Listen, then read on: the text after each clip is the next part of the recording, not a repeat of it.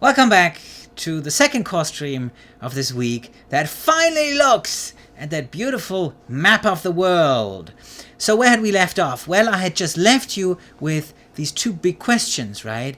And we wanted to look in the second course stream at the question of how this map done by Matteo Ricci in collaboration with some Chinese literati impacted Jesuit accommodation, in what way it might have helped shape the image of the West, in what way it will have impacted China's own perception of its place in the world, and how was China, Europe, and the rest of the world actually depicted. Now all this, of course, ties into our exercise for this week, the forum post. So let me start by articulating the forum post before we plunge into the map. And that is, I want you to roam Matteo Ricci's map of the world, and there is a link that I posted, and I will click the link in a minute myself so you will see what happens. So the link is on iLearn, but it's also here on the PowerPoint. And to read at least partly an article that I also posted on iLearn that is called Matteo Ricci's Contribution to and Influence on Geographical Knowledge in China. It's a little long, but a lot of it is actually not article, it's just translations of various colophons from the map, but some of those translations can also be found on this interactive map. So I want you to be essentially familiar with those colophons. Of course, you can also read them in the original Chinese. On the interactive map then, please find at least 3 places of interest. At least 2 should be geographical locations, and 1 should be a description sort of found on the margin that is not necessarily about a country or a place, but more about, SinoWestern Relations or astronomy or history, etc. Please then carefully study those colophons, right? Those entries, and then analyze the way Ricci describes that respective place or formulates his commentary. What surprised you about the description? What do Ricci's colophons tell us about Western and Chinese knowledge of the world, about Europeans and Chinese people's views of the world, about their respective place in that world, and what might have been the purpose for including some rather obscure ones? You will see some of those colophons are really quite funny or strange. Finally, please speculate about the way the map might have impacted Sino-Western relations and how it relates to the Jesuit concept of accommodation. This map then, the map in Minneapolis, has been beautifully digitized, and you can access it by clicking this link. And it takes you then right here into a interactive map, which is also a map viewer, right? And you have China here, and you have here these colophons. So these are all geographical places, and then you have things here in the margins and at the bottom, which are those more general descriptions. And you can click any of them, and I just want to look at a couple of them with you. This one is particularly interesting, right? Since this is a class about Sino-Western relations, and we have come to understand that for a long period of time, the West was essentially Europe. I thought we could start by looking at Europe and the description that Matteo Ricci and his Chinese collaborators actually put here on Europe, right? So if you want, you can read the original Chinese text, right? It says 次欧罗巴州有30余国皆用签王制法 etc. etc. But of course, very important, we do have English translations, so let's look at the depiction, the colophon for Europe. The continent of Europe comprises more than 30 countries, all of which are monarchies that follow the systems of the previous kings. No one here indulges in superstitions. Everyone adheres only to the holy religion of the Lord of Heaven, the supreme deity. Their officials are divided into 3 classes. The highest are occupied with matters of religion. then those deciding secular affairs, and finally those who are concerned exclusively with the military. The region produces 5 grains, 5 metals, and 100 species of fruit. Wine is made from the juice of grapes. All of the workers are excellent. They study astronomy and philosophy. Their customs are simple and straightforward. They value the 5 relationships. Production is very abundant. The princes and the people are powerful and rich. In every season, relations are maintained with foreign countries. The traders and merchants go to every country in the world. It is 80,000 li from the Middle Kingdom. In antiquity, there was no contact with Europe. It is only in the past 70 or so years that there has been contact. So, again, when we read this, we have to ask ourselves, why does Ricci speak about Europe the way he does? Does it maybe even sound familiar to us by now? Right? You might think that he describes Europe in a language and by way of paradigms that sound familiar to the Chinese literati class. Those 5 relations, right? Those cardinal 5 relations of Confucianism. Is that really how Europe was organized? He makes Catholic Europe almost sound sort of quasi-Confucian. So this is something that I want you to explore in your forum, and of course something that we will also discuss in our discussion session, because I think this is really interesting. So, and here is that, that European continent in color. It's actually a little easier because there is a little bit more contrast when you look at the colored map. But that interactive map, of course, really allows us to zoom in.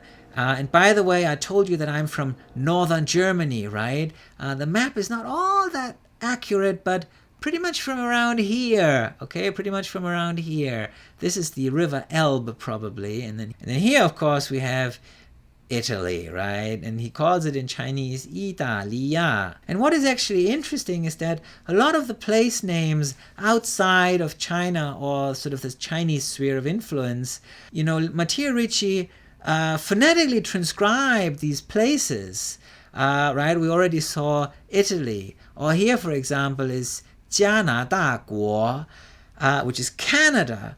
And he essentially establishes a lot of those romanizations for countries or places outside of China.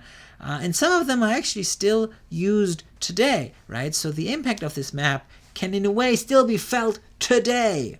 But let's look at a couple more colophons. I said that some of them are rather obscure. So here is the country of dwarves. The men and women of this kingdom are only a little more than 1 foot tall. At the age of 5, they already have children, and at 8, they're already old, constantly devoured by cranes and hawks. They live in caves for safety. Here they wait until the 3rd month of summer, when they come out and destroy the eggs of their enemies, riding on goats. So see if you can find this. See if you can make sense of it. And here is one from Africa, the Nile River. The Nile River, here is the longest river in the world. It empties into the sea at 7 points. During the whole year, there are never clouds or rain. Hence, the inhabitants are experts in astronomy. Every year, the river overflows for a period, which makes the land very fertile, as though manure has been spread on the fields. That is why they cultivate 5 grains and reap the harvest 100-fold. The country is renowned for its wealth and abundance. So again, please analyze the way Ricci describes these places. What surprised you about these descriptions? How does it relate to things we've discussed maybe this week, last week? What do Ricci's colophons tell us about Western and Chinese knowledge of the world, right? About Europeans and Chinese people's views of the world. These are all questions that are of great interest to us in this class on Sino-Western Relations. And here's another one, Brazil. 白皙而刺眼肃穆. The name Brazil means sapan wood. The inhabitants of this country do not build houses, but dig holes in the earth. They make caves to live in. They like to eat human flesh, but they only eat men, not women. They make clothes with the feathers of birds. I think you're going to have a lot of fun with this map. Please explore as much as you can, and I look forward to seeing your forum posts and your discoveries on this map that should take you to every corner of the known world in 1602 at least. There's a couple of really interesting inscriptions on the map that actually are very relevant to our class and the question of Sino-Western relations. And I just quickly want to share those with you. So on a 1603 edition of the map, a collaborator named Li Yingshi wrote, "Despite the fact that Westerners have sounds in their languages and a writing system so different from that of China, we can find commonalities. When the mind is the same, the way of reasoning is also the same. This is why wise men, princes, ministers, and great mandarins are every day closely in contact with them and reverence them in an extraordinary manner. Now the Westerners I speak of are Mr. Ricci and 2 or 3 of his fellow members of the Society of Jesus. 西方人西太先生及其耶稣会二三友人也." So he actually calls him 西太先生 and not Li Ma Dou. Now another member of the literati who worked with Ricci on this, Feng Yingjing, wrote onto the map about the possibility of cross-cultural exchange, and again I think this is really interesting. Just as Western countries have certainly never heard the teaching of the sages of China, so we have never heard of the books of their ancient sages. But now both enlighten each other, both benefit one another. In this way, the whole world has become a single family, and hearts have interpreted so there is no longer a difference between those spreading to the east and those extending to the west.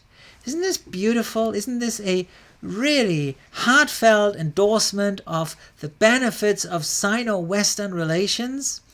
Now, Ricci's world map was a scientific artifact meant to present an accurate image of the world to a Sinocentric, and I put here in brackets with a question mark, maybe because of that Sinocentricity is somewhat arrogant and slash maybe even a little ignorant, but otherwise highly impressive civilization, right? The Chinese civilization. And, thereby the map achieved a promotion of the Jesuit mission in China and, of course, Jesuit learning in general. Now, at the same time, Ricci's cartographic project aided in the construction of a new identity that had not existed before in China, namely that of the Westerner, or the Great West, right? Notions created in translation by borrowing and modifying Ming China's geopolitical vocabulary. You remember that Zheng He had not actually traveled to Europe, right? We just had played that little mind game, imagining what would have happened, what would he have seen had he come to Europe. He had not. So the West, Europe, did not exist prior to the Jesuits' arrival in China in the minds of the Chinese, right?